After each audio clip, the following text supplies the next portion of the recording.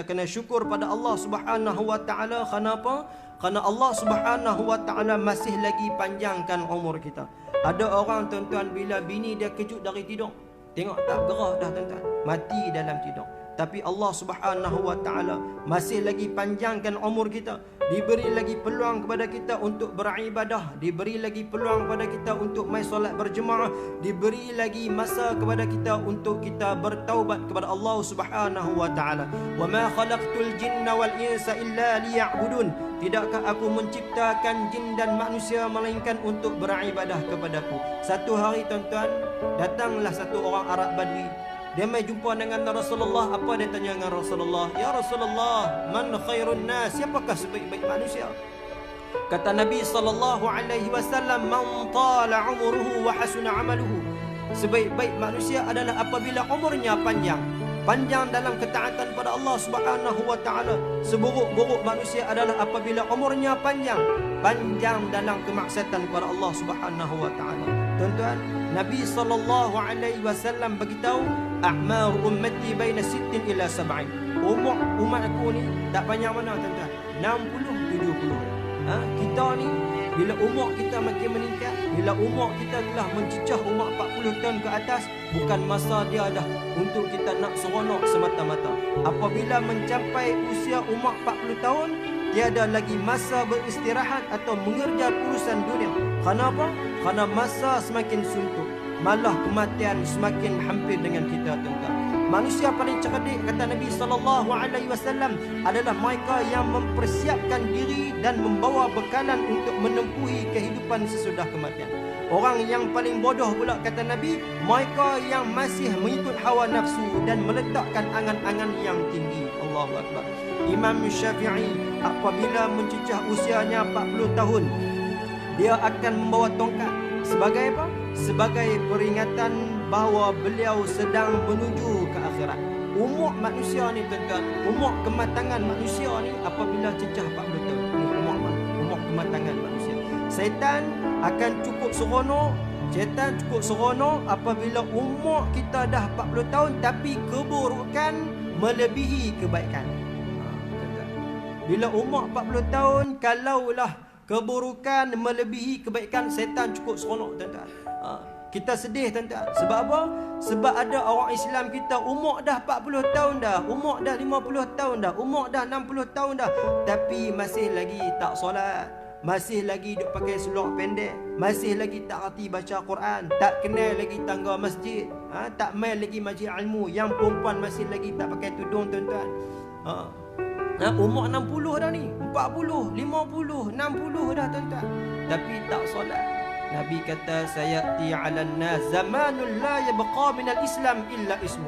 Sampai satu zaman, kata Nabi SAW, Islam tu tinggal nama ya. Nama apa? Nama Abdullah, tapi tak semayang. Nama apa? Abdul Rahman, tapi tak semayang. Kita kena ingat tuan-tuan, dunia ni tak ada apa, melainkan hanya tipu daya ya tuan-tuan. Wa mal hayatud dunya illa la'ibun wa lahu walad darul akhiratu khairul lil ladzina yattaqun afala ta'qilun. Kata Allah Subhanahu wa taala, dunia ni permainan saja, dunia ni senda gurau saja. Walad darul akhiratu khairul lil ladzina yattaqun afala ta'qilun. Hari akhirat, perkampungan hari akhir itu lebih baik, lebih utama untuk orang-orang yang bertakwa kepada Allah Subhanahu wa taala. Afala ta'qilun. Tidakkah kamu berakal? Tidakkah kamu mahu berfikir? Tuan-tuan, ada orang bila dia bangun dari tidur tuan-tuan, kepala dia tidur fikir bisnes. Duk fikir bisnes ya, makit-makit pagi tu terus duk fikir bisnes. Duk fikir macam mana aku nak kaya.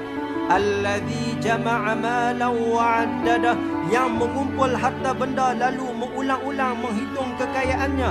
Yahsabu annama lahu akhladah, dia duk rasa dengan kekayaan dia tu akan mengekalkan dia dalam dunia ni.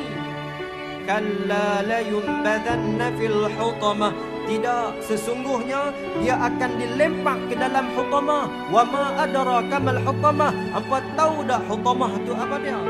Narullahil muqadah, api neraka Allah yang dinyalakan. Dan tuan-tuan, Allah Ta'ala sebut dalam Al-Quran, fala taghurrannakumul hayatud dunya, maka janganlah sesekali kehidupan dunia memperdayakan kamu. Nabi SAW pesan kepada sahabat memperbanyakkan mengingati permusnah kenikmatan dunia.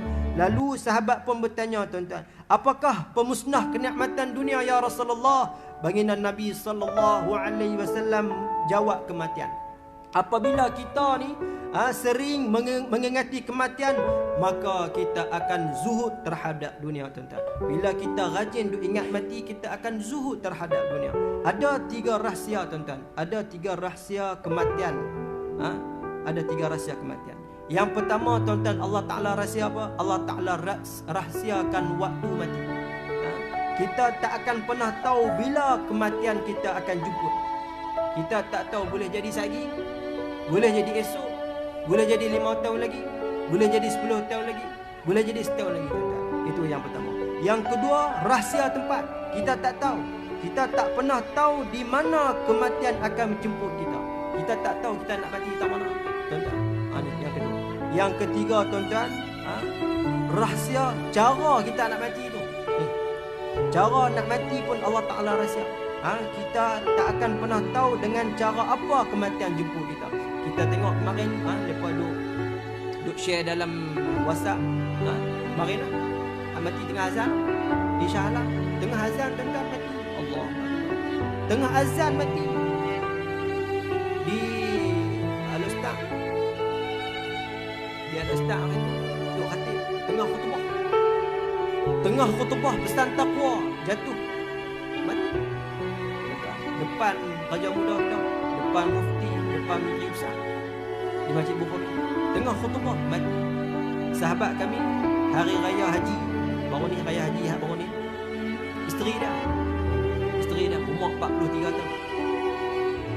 Kita raya itu hari Jumaat. Lepas mayang raya, dia balik dengan isteri dia. Bini dia kata dia nak tidur sah. Dia kata setengah jam ni abang minum. Dah cukup dekat setengah jam, dekat 5 minit ni nak setengah jam, dia pun masuk bilik. Dia tengok bini dia bunyi satu, bunyi semacam bunyi. Bila bunyi tu, dia takbir lah. Suami dia main tengok tuan-tuan, tengok duk takbir 3 kali. Masa duk takbir tu, habis umur. Laki dia kata itulah pertama kali dia tengok sakaratul maut, tuan-tuan. Mati. Dia kata, tak ada penyakit apa. Umur 43 tahun. Anak 3 orang, hak kecil sekali umur Raja 4, dia kata. Hak Raja 4 tu lah tak boleh, macam tak boleh terima lagi. Hak kecil lagi kan. Tapi seronoklah tengok mati yang baik. Hari Jumaat, raya haji, lepas tu esok dia nak buat korban. Tu hak ni yang kita minta kat Allah Ta'ala. Tu hak kita duk pulun main masjid, duk pulun sembahyang berjemaah, baca Quran. Ramai orang mati. Semua orang mati, tapi cara nak mati tu yang kita nak. Husnul khatimah. Ada orang mati tengah mimbar, tuan-tuan. Ada orang mati tengah kayu basikal. Kita tak mau macam tu. Kita nak mati dalam husnul khatimah. Jadi tuan-tuan, jangan menunda amal ibadah kita. Jangan menunda taubat kita. Jangan menunda perbaikan diri kita. Jangan main-main dengan maksiat, tuan-tuan. Semoga akhir hayat kita dalam husnul khatimah, mati dalam keadaan diampunkan dosa oleh Allah Subhanahu wa taala. Marilah sama-sama kita muhasabah diri kita. Dengan amalan yang kita ada pada hari ini, adakah kita sudah bersedia menemui Allah Subhanahu wa taala? Alladzi khalaqal mauta wal hayata liyabluwakum ayyukum ahsanu amala. Allah Taala kata, Allah Taala mentakdirkan mati dan hidup supaya dia menguji kamu, siapakah di antara kamu yang lebih baik amalan. Allah Taala nak tengok dalam ramai-ramai kita ni siapakah yang lebih baik amalan. Sebab apa, tuan-tuan? Faman ya'mal misqala dzarratin khairan yarah wa man ya'mal misqala dzarratin syarran yarah. Kita buat pahala sebesar zarah, Allah Taala tunjuk balasannya. Kita ingat, kita buat dosa sebesar zarah pun Allah Taala tunjuk balasannya. Jadi tuan-tuan, marilah sama-sama kita tingkatkan amalan kita pada Allah Subhanahu wa taala, dan moga-moga Allah Subhanahu wa taala terima setiap amalan kita, insya-Allah. Allahumma amin ya rabbal alamin.